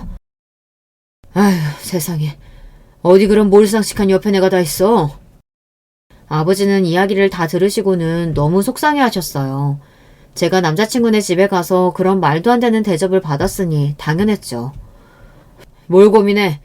당연히 그런 말도 안 되는 집구석에는 시집가면 안 되지. 내가 병원장이라는 소리에 그렇게 손바닥 뒤집듯 사람이 달라지는 거면 안 봐도 뻔하다. 아무리 남자가 좋아도 시어머니 자리가 그 모양이면 안 하는 게 맞아. 나도 이 결혼은 반대니까 빠른 시간 내에 정리해. 아버지도 내가 오준호 선생이랑 사귄다고 했을 때 사람 괜찮아 보인다고 잘 만나보라고 했었잖아. 그거야 사람만 봤을 때 이야기지. 아무리 사람이 괜찮으면 뭘 해. 집안이 똥통인데. 괜히 시간 끌지 말고 아버지 말 들어. 제 생각이 짧았어요. 저도 혼자서 감당하기엔 너무 힘들어서 아버지께 말씀드린 건데 아버지마저 저와 남자친구 사이를 반대하셨어요. 나이도 있는데 결혼할 상대가 아니면 하루빨리 정리하는 게 맞다고요. 저도 아버지 말씀이 맞는다고 생각은 해요. 하지만 남자친구의 어머님은 어머니고 남자친구는 남자친구잖아요. 그런 꼴을 당하고도 저는 남자친구에 대한 마음에는 변함이 없었습니다. 오히려 그 일로 자주 연락도 못하고 만나지 못하게 되자 더 쓸쓸하고 보고 싶었어요. 확실히 그 일이 있고 난 뒤 남자친구와도 어딘가 조금 어색해졌어요. 남자친구도 저에게 전처럼 대하기 어려운지 연락은 하고 있지만 그전처럼 데이트는 하지 못하고 있습니다. 어쩌면 좋을까요? 정말 이대로 남자친구와 헤어지는 게 맞는 걸까요? 하지만 아무리 생각해도 제 인생에서 다시금 또 지금의 남자친구처럼 좋은 사람은 만나지 못할 것 같아요. 이런 고민을 해야 한다는 게 너무도 가슴이 아픕니다. 저보다 경험이 많으신 인생 선배님들께서 제발 좀 도와주세요. 아무리 좋은 사람이고 사랑하더라도 시어머니 자리가 저런 분이면 헤어지는 게 맞는 걸까요? 아니면 감수하고서라도 남자친구와의 결혼을 하는 게 맞는 걸까요? 선배님들의 의견과 조언 댓글로 남겨주시면 하나하나 다 확인하고 참고하도록 하겠습니다. 늦게까지 저의 긴 이야기 들어주셔서 감사해요. 여러분에게는 언제나 즐거운 일만 가득하시길 바라겠습니다. 여러분, 두 번 시작하기 전에 좋아요, 구독 꼭 눌러주실 거죠? 그럼 두 번째 사연 바로 시작합니다. 안녕하세요. 저는 지방에 사는 40대 여자입니다. 오늘은 얼마 전에 일어난 일에 대해 사연을 제보하려고 해요. 주위 친구들에게 말했더니 너무 재밌어 하더라고요. 그러면서 이런 사연은 우리만 알고 있기가 아쉽다고 해서 저도 제보하게 됐습니다. 이 사연을 듣고 계신 분들 중에 혹시 기혼이신 분들은 저를 많이 이해하실 거예요. 왜냐하면 오늘 사연은 바로 고부 갈등, 시집살이에 관한 사연입니다. 대한민국 며느리라면 아주 작게라도 시집살이를 대부분 당하셨을 거예요. 당장 우리 엄마도 친할머니에게 시집살이를 심하게 당하셨어요. 야, 반찬이 이게 뭐니? 아유, 도대체 집에서 어떻게 배웠길래 이래? 저는 친할머니와 태어날 때부터 같이 살았습니다. 그런 제가 기억하는 친할머니는 동화 속에 나오는 마녀였어요. 착한 우리 엄마를 마구 괴롭히는 마녀요. 실제로 우리 친정엄마는 제가 태어나서 만난 사람 중에 제일 선한 사람입니다. 어디 가서 싫은 소리 절대 못하고 항상 사람들에게 친절하세요. 안타깝게도 엄마는 부모님을 일찍 여의셨어요. 그래서 고아인 상태로 시집을 가게 되셨습니다. 친할머니는 그런 엄마가 만만하고 싫었는지 시집살이를 매우 심하게 하셨어요. 엄마, 그만해요. 숙자한테 도대체 왜 그렇게 대하세요? 지혜가 보고 배우잖아요. 내가 뭘 했다고 그래? 결혼하더니 여자한테 빠져서 지 엄마한테 저러는 것 좀 봐. 돌아가신 네 아빠한테 부끄럽지도 않아? 엄마는 아빠한테 안 부끄러우세요? 며느리한테 야라고 부르는 시어머니가 어디 있어요? 다행히 엄마에겐 아빠라는 든든한 지원군이 있었어요. 하지만 안타깝게도 아빠가 엄마를 감쌀 때마다 친할머니의 괴롭힘은 더 심해졌습니다. 어렸던 제가 볼 때도 심했어요. 더군다나 친할머니는 남아선호 사상이 아주 심한 분이셨어요. 근데 엄마는 자식이 저 하나였습니다. 그래서 대놓고 친할머니께 이렇게 말씀하시기도 하셨어요. 네가 이러니까 아들을 못 낳지. 마음을 곱게 먹어야 아들이라는 선물을 하늘이 주시는 거야. 이런 시집살이는 제가 중학생 때까지 지속됐어요. 그러다 어떤 사건으로 인해 엄마는 저를 데리고 이혼해서 나왔습니다. 그 사건은 바로 친할머니의 병간호 문제였어요. 할머니가 잠깐 마실을 나가셨다가 크게 넘어지셨거든요. 그러면서 허리를 심하게 다쳐 누워 계셔야 했습니다. 정신은 온전한 상태였어요. 야, 아유 나 죽네 죽겠다. 아주 시어머니 죽으라고 고사 지내냐? 할머니는 처음엔 방 안에 누워 계셨는데 나중엔 거실에서 생활하셨습니다. 이러면서 엄마가 바닥을 닦거나 집안일을 하면 사사건건 시비를 거셨어요. 제가 보기에도 저건 너무 심하다고 생각했죠. 먼지가 너무 많잖아. 더 빡빡 닦아야 사라지지. 아이 김치찌개 냄새가 왜 이러냐? 더 푹 끓여봐. 우리 아들 나가서 고생하는데 맛있는 거 먹여야지. 아이 청소기 소리 너무 커서 텔레비전 소리가 안 들리잖아. 일부러 이래? 저도 할머니 눈치가 보여 거실은커녕 집에 들어가기도 싫었죠. 엄마는 그래도 웃으면서 할머니의 시집살이를 견디셨어요. 그런데 그러다 아빠와 이혼까지 하게 된 계기가 생겼습니다. 바로 고모가 우리 집에 들어와 살게 됐어요. 고모는 이혼하고 갈 곳이 없다고 우리 집으로 무작정 들어왔습니다. 와서 가만히 있으면 모르겠는데 엄마를 아주 개인 비서로 알더라고요. 나 이거 빨래 좀 해줘. 내일 아침에 입어야 되니까 오늘 저녁엔 해줘. 알겠지? 부탁해. 엄마는 급기야 친할머니와 고모까지 둘 다 시중을 들게 된 거죠. 고모와 할머니는 둘이 같이 엄마를 얼마나 괴롭혔나 몰라요. 엄마가 요리하면 그 요리가 짜다, 맛이 없다 혹평하고 청소하면 더 닦으라고 하고 이런 일이 매일 있었습니다. 엄마는 이 과정에 더 참다간 본인이 병이 나게 생겼다고 아빠에게 이혼을 요구했죠. 사실 아빠와 엄마는 사이가 좋으셨어요. 두 분의 관계는 문제가 없었는데 고부 갈등이 유독 심했죠. 고모가 들어와서 엄마와 마찰이 있을 때도 아빠는 나서서 도와주셨거든요. 물론 악효과가 나긴 했지만요. 숙자야, 이혼해도 우리 연락은 계속하고 살면 안 될까? 지혜도 아빠가 필요한 상황이 분명 있을 거야. 제발, 우리 엄마랑 누나가 너한테 시집살이 시킨 건 나도 너무 미안해. 나도 당신 아직 사랑하는데 더는 안 되겠어. 지혜 데리고 당신 모르는 곳으로 가서 살래. 내 새 인생 존중해줘. 그렇게 저는 엄마를 따라 낯선 지역으로 이동했습니다. 엄마는 친정이 없어서 아무 연고가 없는 지역에서 새로운 인생을 시작하셨어요. 너무 멀리 떨어지지 않는 바다가 보이는 지역으로 이동하게 됐습니다. 처음 엄마 손을 잡고 도착했을 땐 굉장히 기뻤어요. 친할머니와 고모를 더 보지 않아도 되니까요. 그런데 그건 제 착각이었습니다. 그 지역은 외지인에 대한 텃세도 심한 편이었어요. 새로운 얼굴인데? 남편은 어디 가고 애랑 둘이 왔어? 무슨 사연이 있나? 엄마랑 시장에 가서 과일을 사려고 해도 저런 말을 들었어요. 하필이면 친정엄마가 좀 어린 나이에 저를 낳으셨거든요. 외모도 상당한 편이라 누가 보면 언니인 줄 알았을 정도였죠. 원래 바닷가가 텃세가 심하다고 하잖아요. 엄마는 거기서 정착하느라 고생을 꽤 하셨어요. 처음 도착했을 땐 형편이 좋지 않아 여관에서 지냈거든요. 그러다 엄마가 생선 다듬는 일을 하고 몇 달 후엔 어느 집에 반지하 셋방으로 들어가게 됐습니다. 예, 넌 뒷문으로 다니라고 했잖아. 여기 우리 주인 가족이 다니는 길이야. 아, 네, 죄송합니다. 형석이가 저한테 놀러 오라고 해서. 뭐? 너 내 아들하고 다니지 마. 어린애가 벌써부터 반란 까져서 남의 집 3대 독자를 꼬셔? 집주인 아주머니는 굉장히 깐깐하신 분이셨어요. 집주인 집에 저랑 동갑인 형석이라는 남자아이가 있었거든요. 저는 이사와서 학교에서 적응을 잘하고 있지 않았습니다. 그래서 그래도 안면을 튼 형석이와 가깝게 지냈어요. 제가 엄마 말고 유일하게 의지한 사람도 형석입니다. 근데 집주인 아주머니는 제가 형석이와 같이 다니는 걸 너무나 싫어하셨죠. 급기야 나중엔 우리 엄마한테도 말을 꺼내셨어요.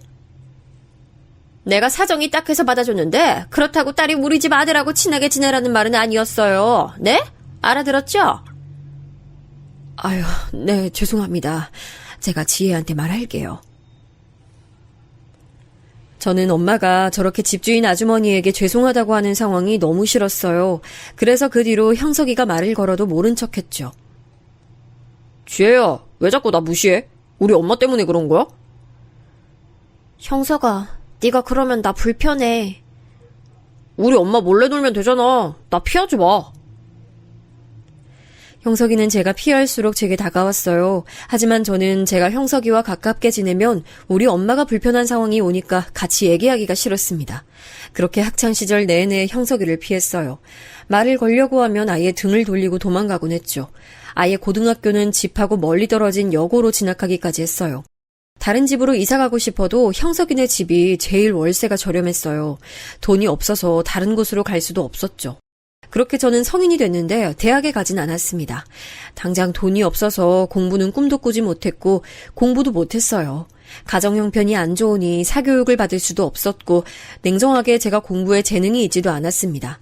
반면 형석이는 국립대학교에 전액 장학생으로 입학하게 됐어요. 우리 아들이 똑똑해서 전액 장학생으로 입학하잖아. 얜 어렸을 때부터 말썽도 안 피우고 얼마나 대견한지 몰라. 내가 만약 우리 아들 안 낳았으면 어쩔 뻔했어? 집주인 아주머니는 틈만 나면 지나가는 사람을 붙잡고 아들 자랑에 빠졌어요. 그렇게 형석이는 대학에 갔고 저는 동네 미용실에 취직하게 됐습니다. 고등학교 때 미용 기술을 배워서 금방 적응할 수 있었어요.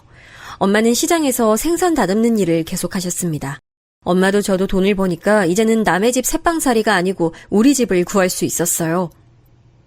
엄마, 드디어 우리도 우리 집이 생긴 거야? 나 너무 기뻐.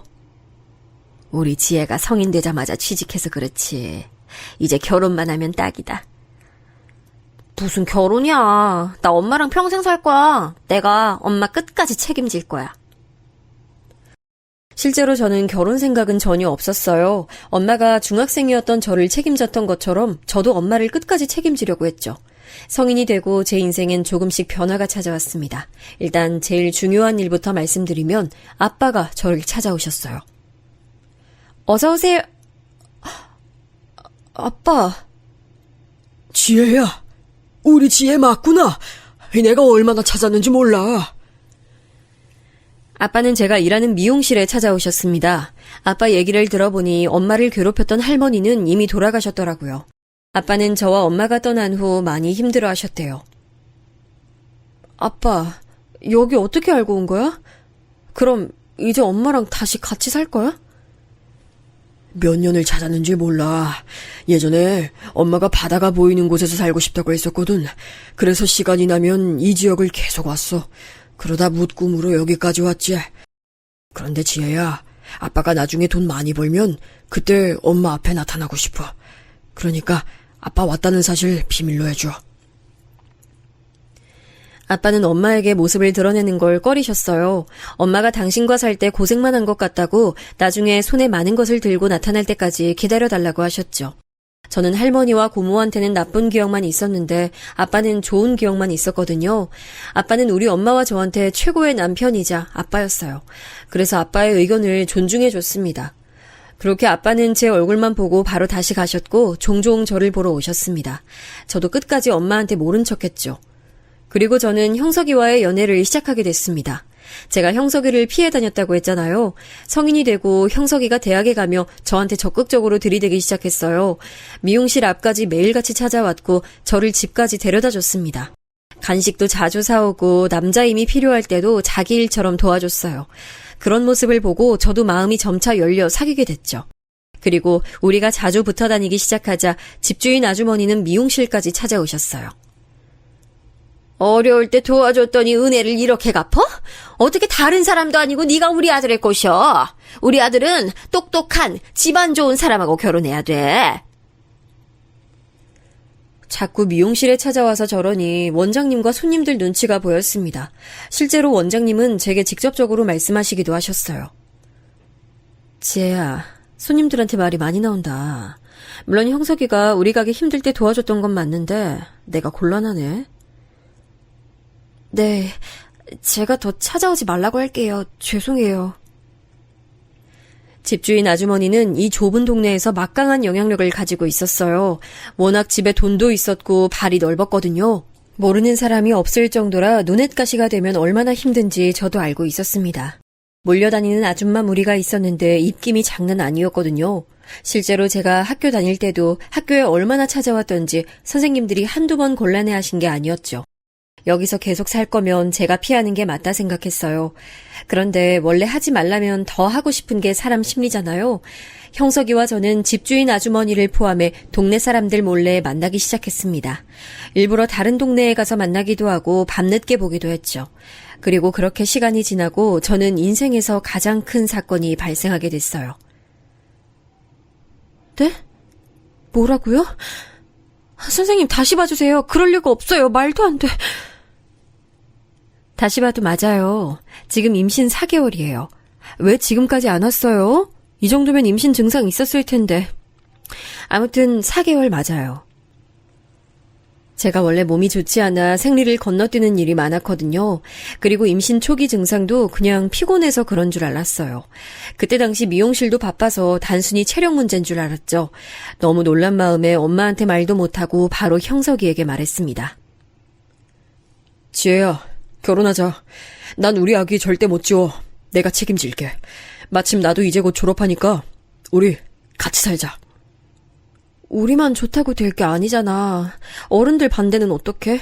우리 엄마는 내가 설득한다고 해도 너네 엄마는. 나 벌써 무서워. 그건 내가 알아서 할게. 우리 엄마 나한텐 꼼짝 못하는 거 알지? 내가 세게 나가면 될 거야. 너무 걱정하지 마. 형석이는 초조해하는 저를 달래줬어요. 초산이기도 했고 어렸던 저는 배가 그렇게 나오지 않았거든요. 말하면 지우라고 할까봐 저는 일부러 임신 막달에 어른들에게 알렸습니다. 형석이도 동의한 생각이었죠. 양가 부모님 반응은 엄청났습니다. 아니 지혜야, 이게 무슨 소리야. 갑자기 임신이라니. 아니 막달이라니. 그러면 다음 달에 아기를 낳겠다는 거야? 아니 나는 네가 형석이랑 만나는 건 알았는데 임신한 줄은 몰랐지. 너 아직 어려. 지워. 못 지워. 이미 막달인데 어떻게 지워. 그리고 나 이 애 키울 거야. 형석이랑 이미 얘기 끝났어. 나도 미용실에서 일하고 형석이도 곧 졸업하고 취직하면 키울 수 있어. 결혼이 장난이야? 넌 내가 그렇게 시집살이 당해서 이혼까지 했는데 아니 왜 지옥불에 네 발로 들어가려 해? 딱 봐도 너네 시어머니 될 사람 보통이 아니잖아. 엄마는 그런 집에 너 시집 못 보내. 아우 진짜 엄마 속상하게 할래? 장모님, 제가 책임지고 엄마 설득할게요. 아버지는 항상 제 편이니까 엄마는 제가 말 잘해볼게요. 절대 지혜한테 피해 안 가게 할게요. 형석이는 우리 엄마를 안심시키려고 노력했어요. 하지만 처음 시댁으로 인사 갔을 때 시어머니는 저에게 엄청난 반응을 보이셨습니다. 저도 자라면서 친할머니가 엄마를 괴롭히는 걸 봤잖아요. 비교하자면 우리 시어머니의 시집살이가 훨씬 심했습니다. 일단 첫 만남에서 시어머니는 제 옆에 있던 쿠션을 집어 던지셨어요. 엄마 왜 그래요? 그래도 제 아이 임신한 사람한테. 나가! 순진하고 똑똑한 내 아들 꼬셔서 키놓고 임신을 해? 내가 너 중학생 때부터 알아봤어. 내가 그럴 줄 알았으면 왜 네 엄마랑 너를 받아줬을까? 아유, 두야, 아유. 시어머니는 저를 향해 고래고래 소리 지르셨어요. 너무 놀라 눈만 동그랗게 뜨고 있던 저에게 쿠션을 던지고 나가라고 하셨죠. 시아버지와 남편이 말리지 않았다면 저는 시어머니의 발길질에 맞았을 거예요. 시아버지라고 저에게 환대하는 모습을 보인 건 아니었습니다. 하지만 시어머니의 반응이 너무 격렬해서 상대적으로 시아버지는 신경 쓰이지 않았어요. 그렇게 충격적인 첫 만남 이후로 시어머니는 이대로 가만히 두면 안 된다고 생각하셨나 보더라고요. 제가 일하는 미용실에 와서 회방을 놓기 시작했습니다. 가만히 있는 내 아들을 왜 꼬시냐고. 사장님은 직원이 그러는 거 알았어요? 우리 아들 3대 독자인 걸 알죠? 여기 마을 사람이면 모를 수가 없잖아. 아우 속 터져. 하루에도 몇 번씩이나 찾아와서 저렇게 회방을 놓으니 나중에 원장님은 제게 말씀하셨어요. 지혜야, 그만 나와줬으면 좋겠어. 자꾸 저렇게 찾아오니까 나도 손님들 보기가 좀 그렇네. 너도 곧 출산하면 어차피 일 못하니까 그래도 내가 월급은 조금 더 넣었어. 좋게 마무리하자. 원장님에게 나쁜 감정은 없었어요. 저 같아도 매일 저렇게 찾아오면 불편할 것 같았거든요. 시어머니는 심지어 우리 엄마가 일하던 가게까지 찾아갔습니다. 딸이 뭐하고 돌아다니는지는 알아야 할 거 아니야. 내 아들 인생 어떡할 거냐고. 우리 엄마한테 왜 그러세요? 저한테 뭐라고 하세요? 원래 자식이 이상하면 부모가 욕먹는 거야. 네가 처신을 잘했어야지. 시장에 있던 모든 사람이 지켜볼 정도로 시어머니는 행패를 부리셨어요. 그런 모습을 보고 저는 이 아이를 낳아야 하나 생각이 들었습니다. 하지만 이미 때는 늦었더라고요. 막달이었고 아기는 금방 나올 기세였죠. 그렇게 저는 양가 반대 속에서 출산하게 됐습니다. 남아선호 사상이 심한 시댁 분위기 때문에 속으로 얼마나 아들을 바랐는지 몰라요. 그런데 태어난 아이는 딸이었습니다. 물론 저는 성별에 상관없이 제 자식이니 사랑스러웠어요. 아이를 낳으니 시아버지는 시댁으로 들어오라고 하셨습니다.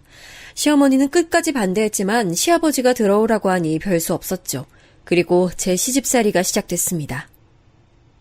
네가 살림을 안 해와서 그런가? 정말 형편없다. 아이 먼지를 닦으랬더니 왜 먼지를 쌓이게 하는 거야? 출산한 지 얼마 되지 않아 몸도 회복하지 못한 상태로 저는 시댁의 집안일을 모두 다 해야 했어요. 시댁이 못 사는 편이 아니라 집이 컸거든요.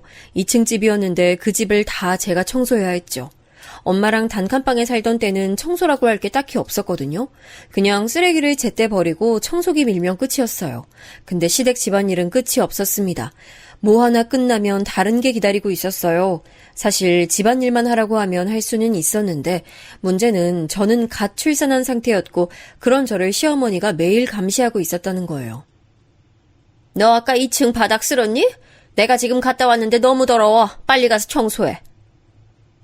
아까 쓸었는데 아기 기저귀만 갈고 제가 다시 할게요. 걔는 여자애라 그런가 왜 이렇게 예민하니? 맨날 빽빽 울기만 하고.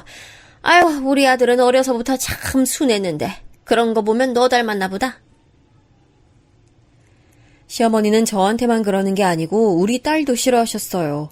대놓고 딸아이라 예민하다고 하며 울음소리만 들려도 싫어하셨죠. 나중엔 울음소리가 듣기 싫으니 방에서 아기를 데리고 나오지 말라고 하실 정도였어요. 어린 마음에 너무 속상하고 우리 아기가 마치 짐처럼 느껴졌어요. 그래서 아기를 안고 얼마나 울었는지 모릅니다. 남편은 졸업하고 시아버지를 따라 일하고 있었어요. 시아버지는 작은 사업을 하고 계셨거든요.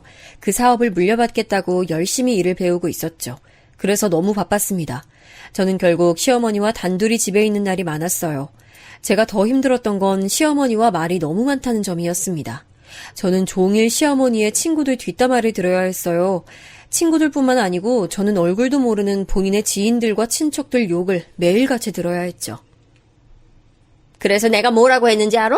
그만하라고 했더니 막 걔 표정이 아우 말도 마라 웃겨가지고 참나.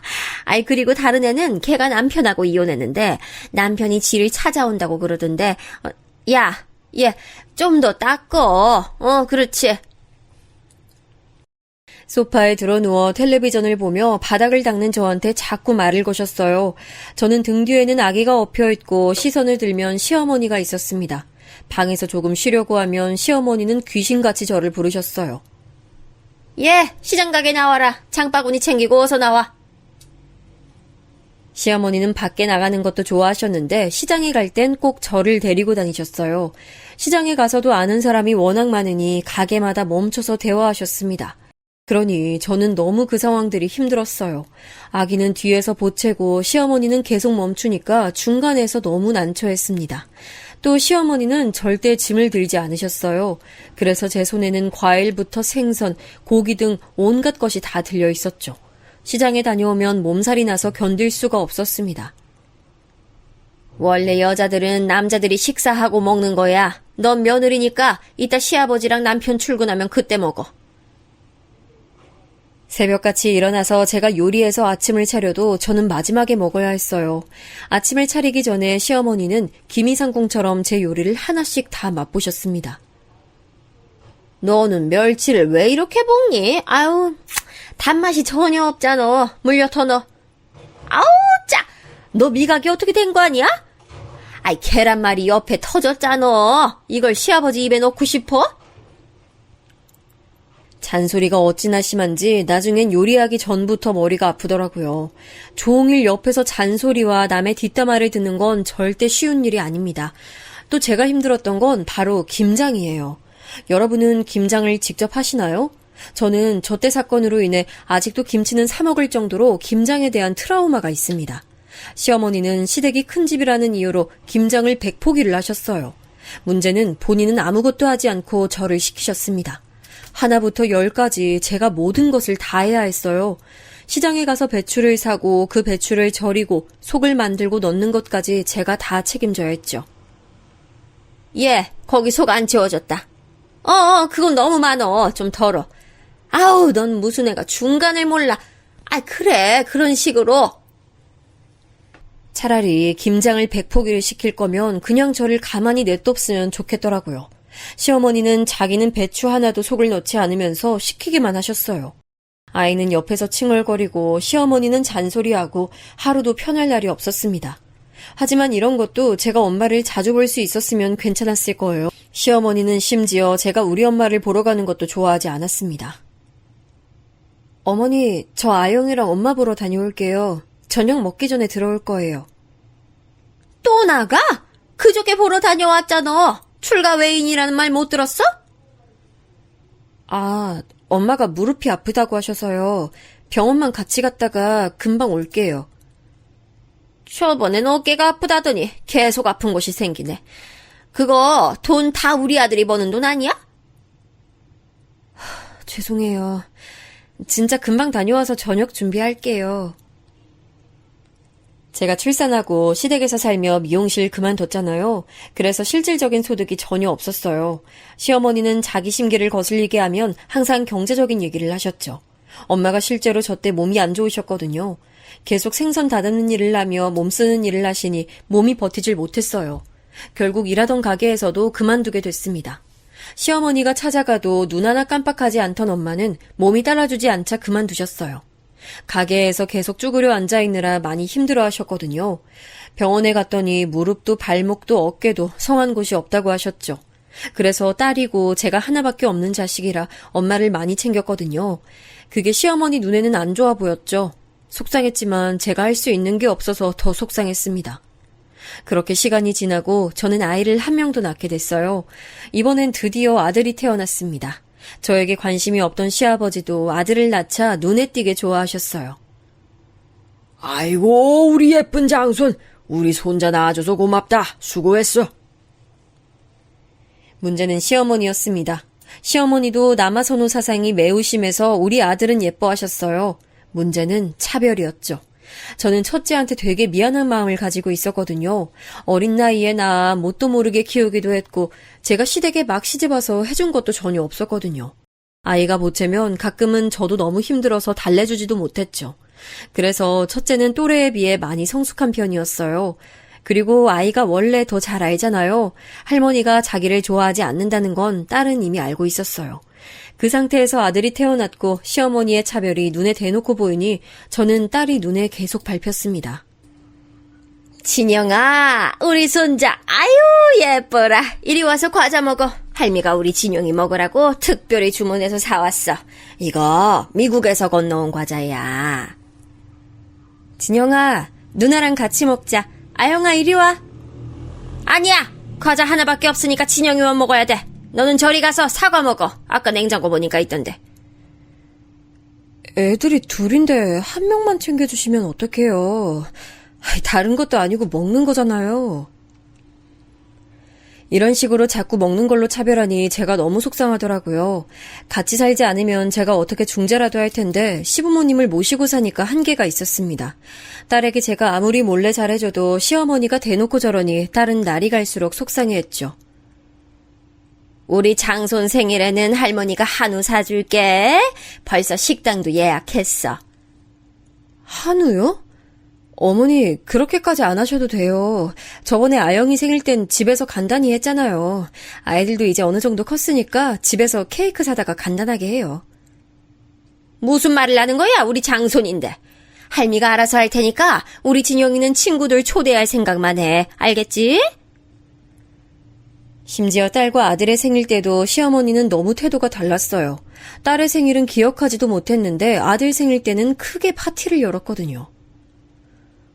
엄마, 할머니가 내 생일 때는 뭐 대단하냐고 케이크 샀냐고 그랬잖아. 근데 진영이는 한우 먹어? 나 속상해. 아영아, 할머니가 아무리 너한테 그래도 아영이는 엄마랑 아빠의 소중한 자식이야. 알지? 그래도 너무 속상하고 슬퍼. 나는 여자라고 할머니가 미워하는 거야? 옛날 뿐이라 아직...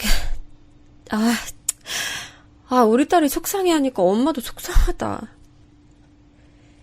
딸이 속상해하는 모습을 보니 저는 이제 더는 가만히 있지 못하겠더라고요. 저한테 시어머니가 시집살이 하는 건 사실 참을만 했습니다. 워낙 저도 엄마가 당하는 걸 봤으니까 내성이 있었죠. 그런데 딸한테까지 그러는 걸 보고 견딜 수가 없었어요. 분가하자고? 나도 분가하고 싶은 마음은 크지. 근데 내가 아버지 밑에서 일을 배우고 있으니까 현실적으로 말을 꺼내는 게 어렵네. 힘들어도 해야지. 아영이가 너무 속상해하잖아. 당신은 당신 딸이 저렇게 대놓고 차별받고 있는데 아무 생각이 없어? 아무 생각이 없다니 무슨 말을 그렇게 해. 나도 속상해. 속상한 거랑 현실적으로 가능한 거랑 다르니까 그렇지. 불가능한 것도 아니잖아. 하려면 충분히 할 수 있잖아. 아버지 밑에서 일하는데 그걸 입 밖으로 꺼내는 게 쉽지는 않아. 당신이야말로 내 생각은 안 해? 분가를 앞두고 남편하고 부부싸움하는 경우도 많아졌어요. 남편은 시아버지 눈치가 보인다고 난처함을 보였죠. 남편이 이해가지 않는 건 아니었는데 저는 딸의 속상함이 먼저였어요. 그 과정에서 시어머니와 많이 부딪히기도 했죠. 진영아, 이리 와서 망고 먹어. 우리 손자 먹이려고 할머니가 특별히 서울에서 시킨 거야. 일로 와. 아영아, 진영아, 망고 먹게. 부엌으로 와. 아니, 진영이 먹을 양밖에 없어. 아영이는 그냥 사과 줘. 에이, 어머니. 아영이도 입 있어요. 진영이만 먹이면 버릇 나빠져요. 반 갈라서 한쪽씩 먹이면 돼요. 여자애들은 좀 못 먹고 자라도 돼. 이런 거 먹으면 살만 찌지. 살찌면 보기 안 좋아. 난 여자애들이 뚱뚱하면 보기가 그렇게 싫더라. 아영이 지금도 말랐어요. 살쪄도 돼요. 오히려 병원에서는 너무 말랐다고 찌라고 하더라고요. 내 눈엔 그렇게 안 보여서 모르겠어. 딸만 챙기지 말고 아들 좀 챙겨봐. 대를 잇는 건 결국 아들이야. 제가 시어머니 앞에서 딸을 많이 감싸니까 시어머니는 더 오기가 생겼나 봐요. 나중엔 대놓고 아들만 챙기기 시작했어요. 시어머니가 남아선호 사상이 심한 건 알고 있었는데 이 정도인 줄은 몰랐습니다. 아니, 어쩌면 저와 기싸움을 하려고 그런 걸 수도 있겠죠. 저라고 아들이 예쁘지 않은 게 아니었어요. 제 배에서 나왔는데 어떻게 차별하겠어요? 저는 그냥 둘 다 제 자식이니 동등하게 대하려고 했던 거였죠. 그런 제 모습이 시어머니는 원래도 아들을 많이 챙겼는데 더욱 심해졌죠. 심지어 놀이공원을 아들만 데리고 가더라고요. 딸도 그 놀이공원을 엄청 좋아하거든요. 이건 분명히 의도된 행동이었어요.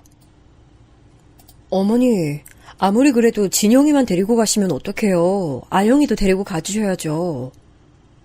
딸은 네가 나중에 데려가. 원래 아들은 바깥 세상 구경도 많이 해야 좋은 거야. 아영이 네가 집에서 살림이나 알려줘. 그래도 남매잖아요. 어머니가 이러시면 애들도 속상해해요. 그리고 무슨 살림이에요? 아영이 똑똑해서 성적도 상위권인데요? 그러면 뭐하냐? 그렇게 똑똑한 딸 네가 데리고 가라고. 난 우리 손자 데리고 갈 거니까. 엄마랑 누나랑 같이 가고 싶어요.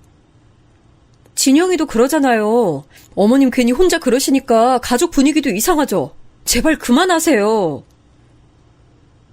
제가 뭐라 해도 아들의 손만 잡고 시어머니 앞을 가로막았어요. 마침 아들도 가기 싫어하는 눈치라 일부러 아들과 딸을 데리고 집을 나왔습니다. 그리고 일부러 저녁 늦게까지 우리끼리 놀았어요. 이 사건으로 저는 완전히 분가에 대한 결심을 굳히게 됐습니다. 그런데 남편에게 요구해서 분가 얘기를 꺼냈더니 정말 황당한 일이 일어났어요. 시어머니가 단식투쟁에 들어가셨습니다. 드라마에 나오는 것처럼 방에 들어누워 한 끼도 드시지 않으셨어요. 머리까지 싸매고 들어누워 아무 말도 하지 않으셨죠. 아이고, 이래서 머리 검은 짐승은 받아들이는 게 아니다 그러더니, 아유, 내가 며느리 하나 잘못 들였다가 이 고생을 하네. 아유, 애초에 어릴 때 받아주는 게 아니었어. 아이고. 어머니, 저한테 도대체 왜 그러세요? 그리고 그때도 돈 다 내고 살았잖아요. 아무것도 없이 결혼한 며느리 받아줬더니 분가 얘기 꺼내는 게 말이 되니? 기가 막혀서 정말, 아유, 혼수도 안 해왔으면서. 제가 그래서 아기들 컸으니 미용실에서 일한다고 했잖아요. 그때 어머님이 집에 있으라고 하셨으면서 왜 그러세요? 이것 봐. 그럼 애는 누가 키워? 네가 낳았으니 네가 키워야지. 이렇게 뻔뻔해서 나가! 방에서 나가! 시어머니와 제 갈등은 점차 깊어졌어요. 결국 분가는 없던 일로 돌아가게 됐습니다. 그렇게 최대한 제가 딸을 속상하지 않게 노력하며 지내고 있었어요. 당시 엄마는 집에서 계속 쉬고 있으니까 답답하다고 마트에서 일을 시작하셨습니다. 그동안 모아놓은 돈도 떨어져서 용돈벌이 겸으로요. 저는 그런 엄마를 응원했어요. 제가 병원에 데리고 다니면서 엄마의 건강도 회복됐거든요. 청소를 한 거야 만 거야? 왜 이렇게 집에 먼지가 많어?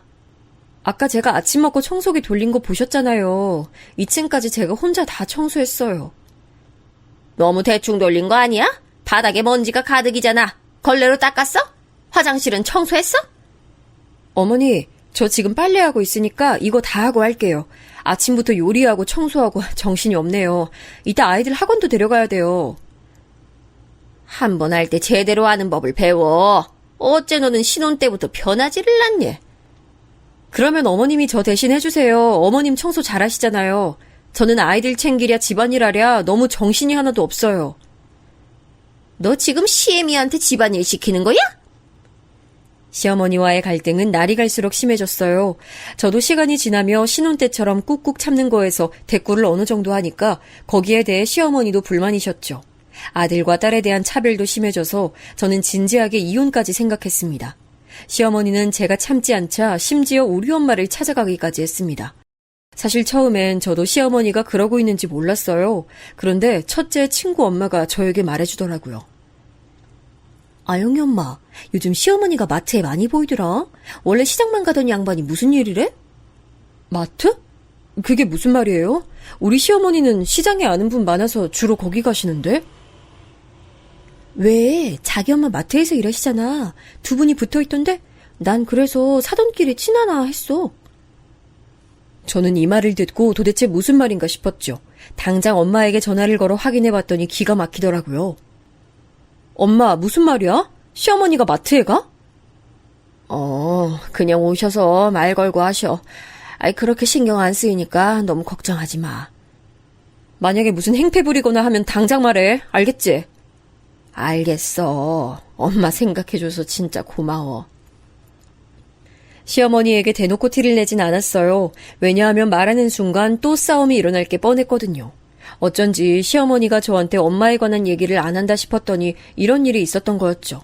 그래서 저는 진짜 아무 일도 없는 줄 알았습니다.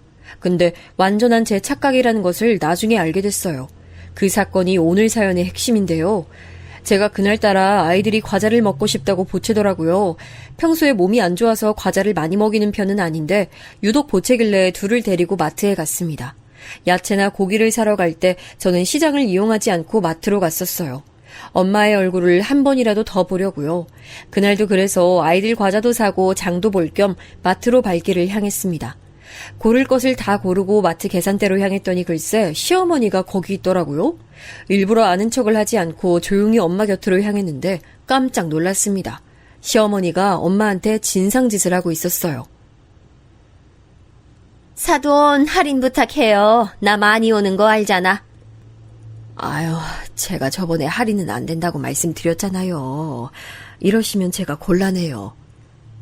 에이, 조금만 할인해줘. 내가 며느리 얼마나 예뻐하는지 알면서 그래요? 그건 감사해요. 근데 제가 권한이 진짜 없어서 그래요. 해주고 싶어도 못 해드려요. 친정엄마가 너무 곤란해 보여서 순간 욱하는 심정이 됐습니다. 해도 너무한다는 생각도 들었죠. 화가 나서 그대로 남편에게 전화해서 마트로 오라고 했어요. 지금 당장 우리 엄마가 일하는 마트로 와. 네가 직접 와서 보고 결정해. 나는 이런 집구석에서 더는 못 살겠다. 무슨 일인데 그래? 진정하고 말해봐. 일단 지금 갈게. 나중에 혹시나 또 발뺌할까봐 저는 일부러 그 광경을 영상으로 촬영하기 시작했어요. 참는 것도 한계가 있었죠. 우리 엄마는 분명 제가 걱정할까봐 비밀로 했을 거예요. 그걸 생각하니 더 속상했습니다. 제가 영상으로 촬영하는 것을 모르는 시어머니는 계속해서 엄마에게 할인을 요구했어요. 너무 진상짓을 하니 주변에서 그 광경을 보려고 사람들도 모여들었습니다. 시어머니는 부끄럼도 없는지 계속해서 우리 엄마를 난처하게 하더라고요. 사돈, 이거 제가 고기 몇 번 구입했잖아요. 3만 원만 깎아줘요. 자주 와주셔서 감사하죠. 근데 사돈, 저는 그냥 마트 계산원이지 사장이 아니잖아요. 해드리고 싶어도 못 해드려 죄송해요. 혼수도 안 해온 며느리 받아줬더니 아유 마트에서 조금 깎아주는 것도 안 해주고. 너무 죄송해요. 근데 저는 마트 사장이 아니라 해드릴 수 있는 게 없어요. 이러니까 내가 시집살이 시키는 거예요. 사람이 양심이 있어야지. 시집살이 앞으로도 죽어라 시킬 거야. 저는 순간 참을 수가 없었어요. 제가 아무리 없이 시집을 갔다고 해도 저건 도가 지나쳤다는 생각이 들었죠. 근데 시어머니가 저렇게 소리 지르며 엄마 앞에서 진상을 대놓고 부린 순간이었습니다. 저도 영상을 끄고 나서려고 했는데 제 앞을 누군가 가로막았어요. 그러더니 시모에 뺨을 세게 올려붙였습니다. 너무 당황해서 봤더니 세상에 그 사람은 바로 아빠였어요. 한동안 나타나지 않던 아빠가 우리 앞에 있었습니다. 아빠? 아빠야? 뭐야. 당신 뭐야? 지혜야, 너는 언제 왔어? 아유, 사람 살려, 사람 살려. 갑자기 나타나서 때리는 게 어딨어? 당신 누구야? 그 자리에 있던 모두가 당황했죠. 주변에서 지켜보는 시선도 많이 느껴졌어요. 내 아내랑 딸한테 이게 무슨 짓이야? 네가 CM이면 다야? 어? 이혼해! 우리가 뭐가 아쉬워서 너한테 이런 취급을 당해야 돼? 김비서는 어디 간 거야? 김비서! 아빠? 아니, 아빠가 여기서 나온다고? 그동안 어디서 뭐하고 있었어? 지혜야, 저 망할 노인네가 네 CM이야? 김비서! 김비서! 순간 제가 핸드폰으로 부른 남편도 마트에 도착했습니다. 그래서 모두가 보는 앞에서 아빠의 정체가 밝혀졌어요. 저 멀리서 검은 양복을 입은 남자가 헐레벌떡 뛰어왔습니다. 사장님, 어디 가셨나 했더니 마트 안에 계셨어요? 김비서, 잠시만. 여보, 오랜만이야. 내가 너무 늦게 왔지? 그동안 고생 많았어. 이제 남은 생 걱정 없이 살자. 당신 뭐야? 갑자기 나타나서 이게 뭐 하는 거야? 안녕하세요. 처음 뵙겠습니다. 사장님 명함 여기 있습니다. 뭐야, 사장? 사장이라고? 알고 봤더니 아빠는 저한테 예전에 돈을 벌면 찾아온다고 했잖아요. 그날이 드디어 왔던 거였어요. 작게 사업하던 게 점점 몸집이 커져서 어느덧 중소기업의 사장이 됐더라고요. 비서까지 와서 사장님이라고 하고 명함을 봤더니 사장이 맞았어요. 아빠는 그동안 재혼도 하지 않고 돈만 열심히 벌었더라고요. 그러면서 우리 가족을 다시 찾으러 왔던 거였습니다. 너무 바빠서 지금 와서 미안하다고 사과까지 했죠. 아빠, 이렇게 갑자기 찾아올 줄은 몰랐어. 미용실에 갔더니 네가 일을 그만뒀다고 하더라고. 결혼해서 사는 것도 알고 있었어. 아이들이 이렇게 컸구나. 딸아, 이혼하고 싶으면 이혼해도 돼. 아빠 이제 돈 많이 벌어. 여보, 보고 싶었어. 나 지금 꿈을 꾸는 것 같아. 이게 현실이야? 믿기지가 않아. 친정아빠의 정체가 밝혀지자 시어머니는 태도를 싹 바꿨습니다. 제가 남편에게 진지하게 이혼 요구를 하자 남편도 제게 빌기 시작했어요. 지혜야, 내가 진짜 잘할게. 한 번만 봐주면 안 될까? 우리 회사 요즘 사정 안 좋은 거 당신도 알잖아. 내가 앞으로 정말 진짜 최선을 다할게. 나는 이미 당신한테 많은 기회를 줬어. 근데 그 기회를 발로 찬 건 바로 당신이야. 아유, 내가 그동안 했던 거 너무 미안해. 너네 아버지가 그런 기업의 사장인 줄은 몰랐지. 앞으로 내가 뉘우치고 잘 살 테니까 우리 과거는 잊고 잘 살아보자. 저는요, 어머니, 많이 참았어요. 그리고 아빠가 나타나지 않았어도 이혼했을 거예요. 도저히 입 집구석에선 못 살아요. 제 말은 완전히 진심이었어요. 그동안 참을 만큼 참았다고 생각했죠. 그리고 저는 정말로 남편과 이혼하고 두 아이를 데리고 그 지역을 떠났습니다. 난 절대 이혼 못해. 이혼이 무슨 말이야. 한 번만 다시 생각해, 지혜야. 내가 잘할게. 남편은 제가 그렇게 중간에서 곤란해할 때 도와주지 않았거든요. 근데 친정아빠가 나타나고 제가 여유가 생기니 완전 태도가 바뀌었어요. 심지어 합의 이혼을 해주지 않겠다고 완강하게 나오기 시작했죠. 그래서 저는 마침 영상을 찍은 것도 있고 이런저런 증거가 워낙 많았거든요. 법정에 가서 이혼했습니다. 아이들은 할머니가 싫어서 저와 같이 가고 싶어 했어요. 가정에 대한 기여도도 제가 커서 양육권을 제가 가져왔습니다. 재산 부분에서 아빠가 많은 도움도 주셨고요. 그러고 나서 바다를 좋아하는 엄마를 위해 부산으로 거처를 옮겼어요. 알고 봤더니 아빠의 회사가 부산에 있더라고요. 지금은 아무 걱정 없이 두 아이를 제가 혼자 키우고 있습니다. 아이들에게 아빠의 부재가 혹시라도 상처일까 두려웠는데 다행히 지금 좋은 분을 만나서 재혼 얘기도 나오고 있어요. 부산으로 와서 만나게 된 분인데 전 남편과 성향 자체가 달라요. 다정하고 세심하고 저를 많이 챙겨주는 성격이에요. 엄마, 나는 새로운 아빠가 훨씬 좋아. 너랑 잘 놀아주고 예전 할머니처럼 나 미워하지도 않아. 엄마가 새로운 아빠랑 살았으면 좋겠어. 특히 재혼하는 분의 가족들이 저를 아주 예뻐하세요.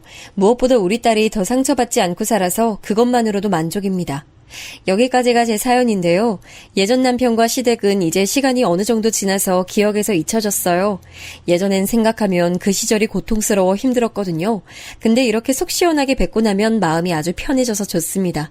제 사연 들어주셔서 정말 감사합니다. 저는 여기서 이만 마치겠습니다.